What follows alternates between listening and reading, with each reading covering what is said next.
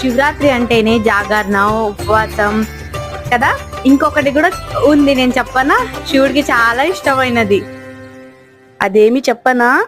శివరాత్రి రోజున నలుగురికి అన్నదానం చేసిన, లేని వారికి దానం చేసిన శివునికి చాలా ప్రీతికరమైంది. ఎందుకంటే శివుడు వైరాగ్యుడు. అంటే శివునికి దేని మీద ఆశ ఉండదు.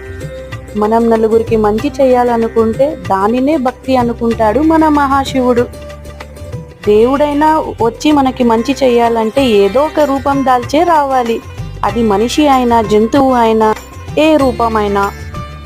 అందుకే మంచి నిర్మలమైన మనసుతో ఉండాలి మనము. ప్రతి సంవత్సరము మాకు తోచినంతలో మేము ఏదో ఒక సహాయం చేసుకుంటూ వచ్చాము.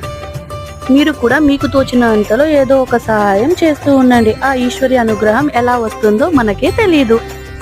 ఇలా మా శివరాత్రి మంచిగా జరిగింది.